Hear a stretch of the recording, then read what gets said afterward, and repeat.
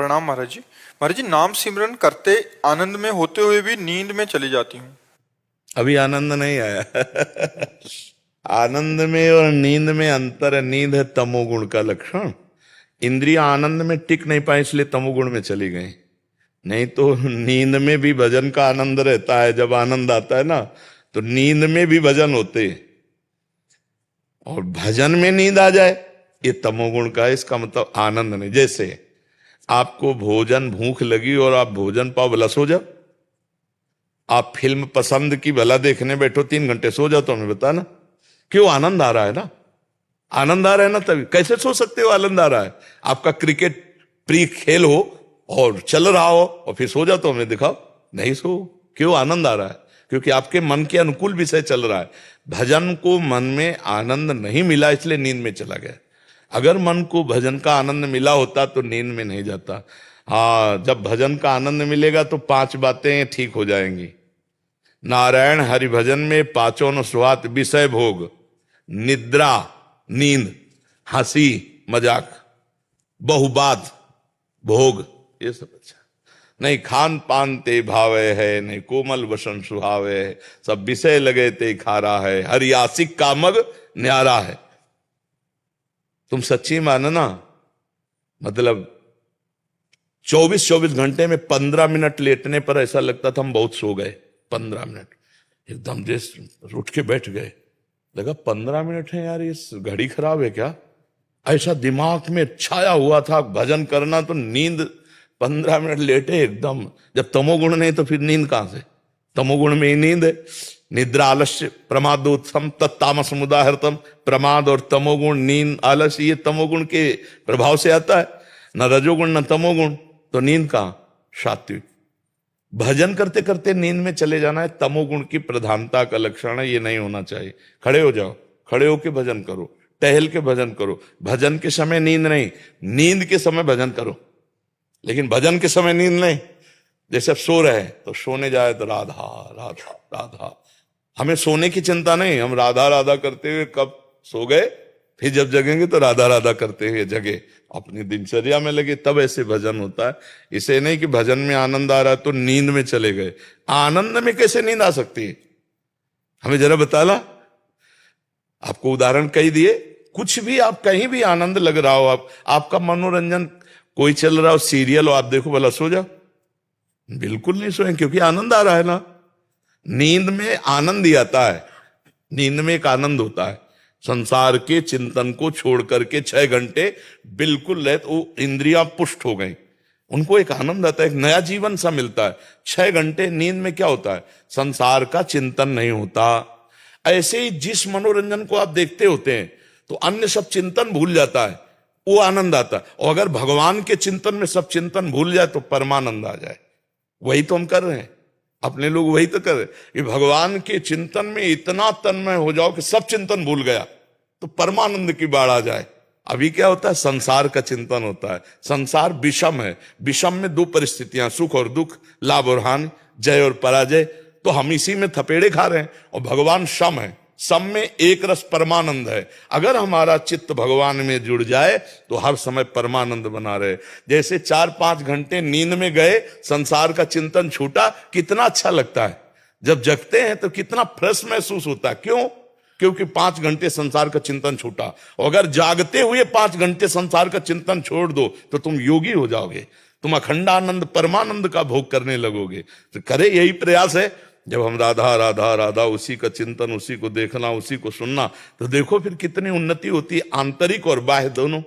संसार का चिंतन ही हमें क्लेश देता है। देखो, जो संसार के चिंतन में ज्यादा डूबते चले जाते हैं, डिप्रेशन में पहुंच जाते हैं।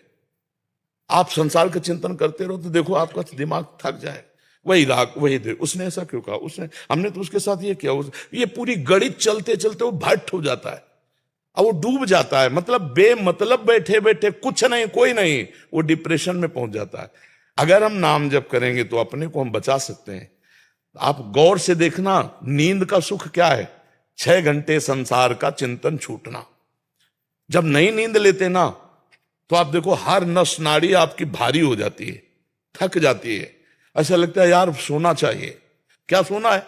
मतलब संसार का चिंतन 6 घंटे भूलना है, 8 घंटे भूलना है, मुझे संसार भूलना है। व्यसन में क्या होता है, नशे में क्या होता है, बुद्धि मंद हो जाती है, चिंतन लड़खड़ा जाता है, बस इस बात का सुख होता है। उसकी बुद्धि चिंतन रहित हो रही है, चिंतनी शक्ति खत्म हो गई है, इसलिए वो सुख का अनुभव कर रहा है। यहाँ अचल बिहार में जब हम रहते थे तो हितधाम के सामने नाली बहती थी, ये परिक्रमा मार्ग पक्का नहीं था।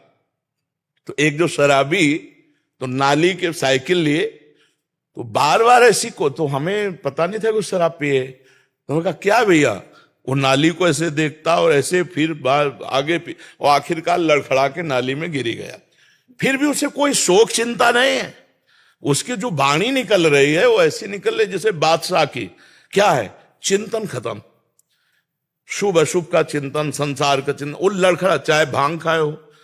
ये जितने नशे हैं ये सब शरीर को एकदम शिथिल करना और बुद्धि का चिंतन हटा देना, बस इसी का आनंद है।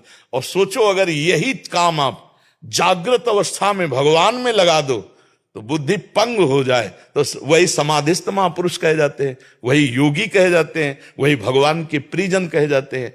देखो ना, एक बिंदु पर अपने चित्त को लगा कर देखो। थोड़ी देर अगर आपको शक्ति ग्रहण करनी तो हम आपको बता, कोई एक बिंदु तय करो, जैसे ऐसे बैठे हैं, कोई एक बिंदु तय करो और उसी में नेत्र लगा दो और बस राधा राधा राधा, आंख खुली हो मुंह बंद।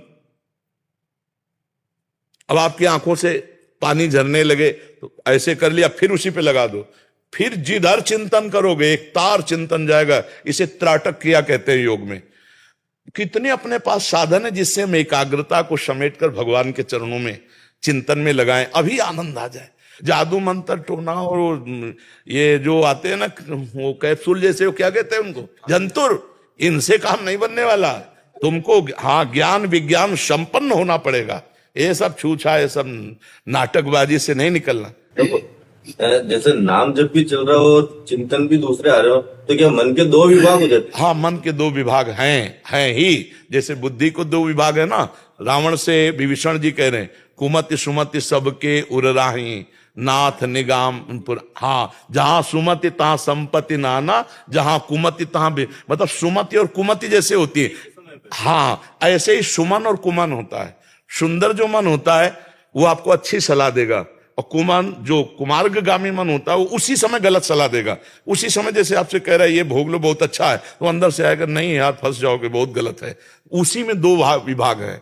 अच्छे वाले में मन इंद्रियाणाम मनश्चास्मि, और बुरे वाले मन को अच्छा बना दो तो निर्मल मन हो गया, भगवान प्रगट। विचार बुरे नहीं आते, काम को कैसे करना वो दिमाग में चलता रहता है, और नाम जब भी चलता रहता है। हाँ, तो आपको काटना है, डिलीट करके एक को चलाना है, यही बुद्धिमानी है।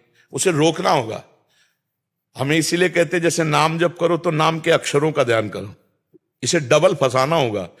ये डबल पटरी पे दौड़ता है, राग द्वेष पे दौड़ता है, तो इसे फंसाना होगा। राधा, अब अंदर से उच्चारण कर रहे हैं राधा, सामने लिखा है राधा, हम पढ़ रहे हैं, देख रहे हैं, सुन। अब इसको भागने का अवसर नहीं मिलेगा तो ज्यादा देर इसमें टिकेगा नहीं, देखना आप। और अगर टिकने लगे तो फिर देखना आप आनंद आने लगेगा, फिर रुचि बढ़ने लगेगी।